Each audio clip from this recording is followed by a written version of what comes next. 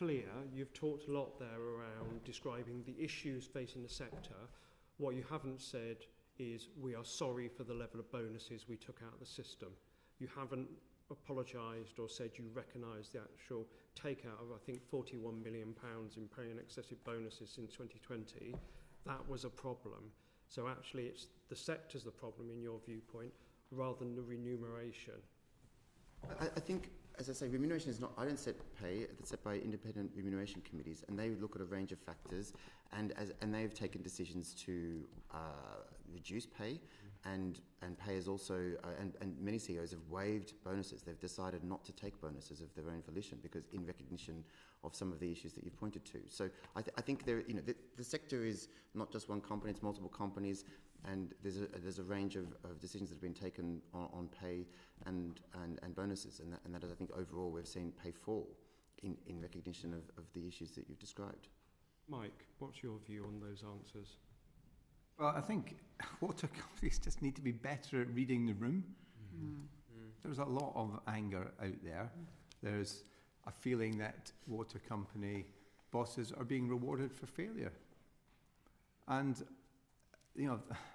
that goes down like a lead balloon. And I do think it should be better explanations of why people merit salaries, because we heard remuneration committees twice, as if that's something that's done to them with no, right?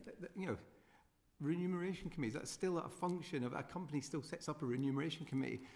And again, that doesn't go down well with customers. It feels like hiding behind remuneration committees. And also we hear how complex it is. This is a business. These are businesses. You don't have to win any customers. If you're running a business, what are you worried about? How to take in money and then how to spend it well, right? Well, half of that equation is gone for a water company. Guaranteed income streams. So whilst it's incredibly complex providing water services, of course it is, and sewage services, and it's a 24/7 business, there's loads of responsibility. It is a lot of responsibility, and it is a hard job running a water company. But I just think there should be much better explanations to consumers if we're going to change their view. So I just think sometimes some of the things come across as tone deaf. I think there should be better explanations. Well, and finally, Chair, can I ask, Ofwat will now limit some of the payments, some of the bonuses, and ring-fence some areas in there. Do you think, as Consumer Council, that's enough to start rebuilding trust? No, there's lots of things need to be done to rebuild trust. There's no silver bullet. We all have to recognise that there's not a single thing that's going to rebuild trust. There's going to be lots of smaller things done over a sustained period if we're going to turn this around. Now, we heard about some of them already.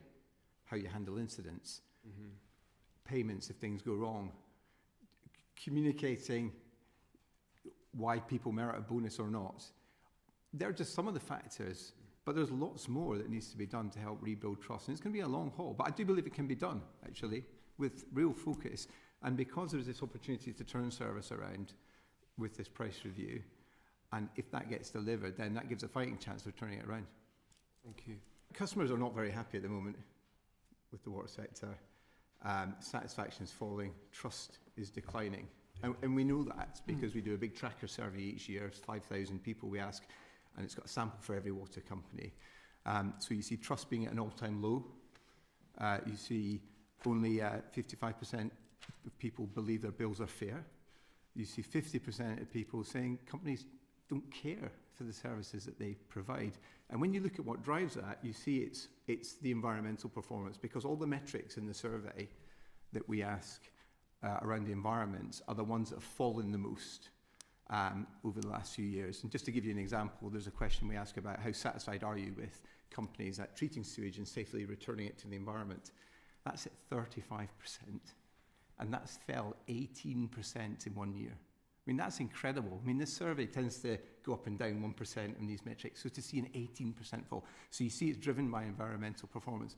But there is something that I think needs to be said. One metric, a really key metric, hasn't fallen. And that's satisfaction with water service, which is at 89%.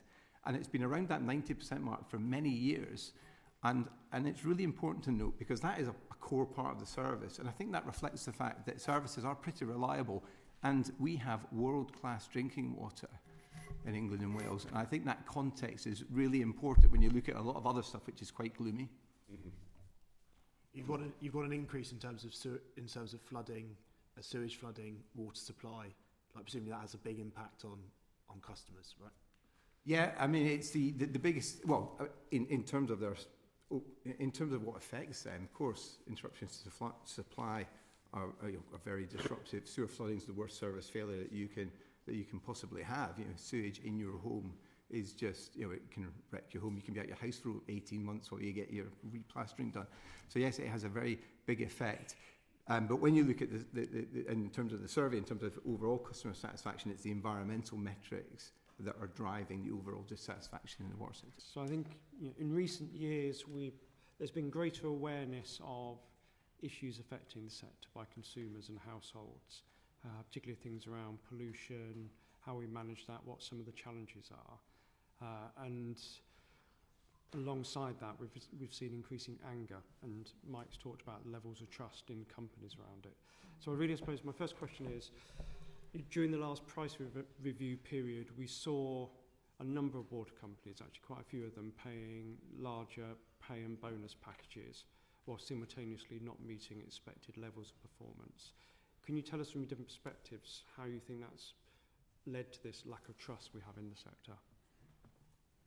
Well, I mean, the first thing to say about pay is that it is set independently. CEOs don't set their own pay. It's set by remuneration committees appointed by boards, and they will benchmark performance against stretching targets and against comparative companies and comparative industries. Average pay for CEOs fell last year. Almost every company that paid a bonus did so using shareholder funds rather than customer funds, and many companies didn't pay any bonus whatsoever. But I absolutely understand why people look at compensation and are struggling to see the justification. These are complicated businesses.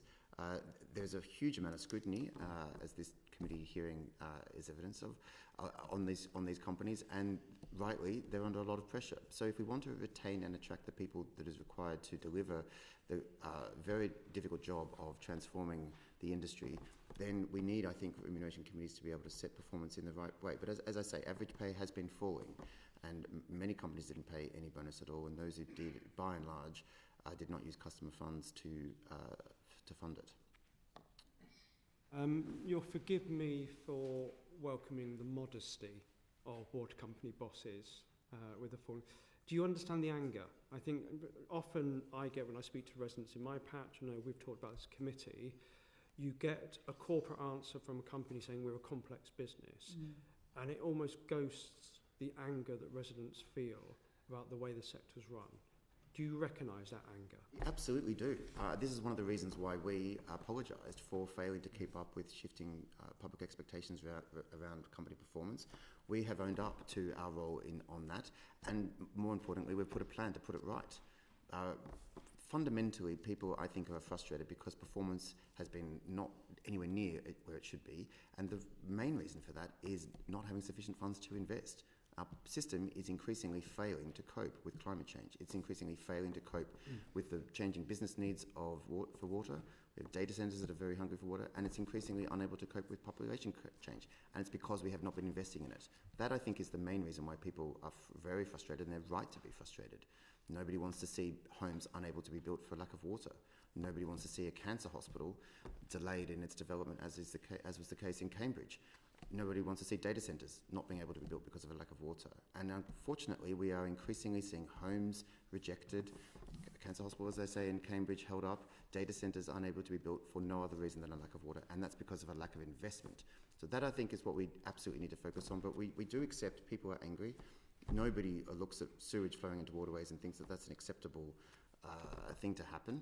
We have a plan in place to end it as fast as is physically possible, but this is a very large system, and it's a very old system, and so it will take time. But I think the first way to go down the path of restoring trust is to admit that we haven't always got it right, which is why we've apologised, and to put a plan in place to put it right, which is what we have, and that will start from April. A very large increase in investment across the whole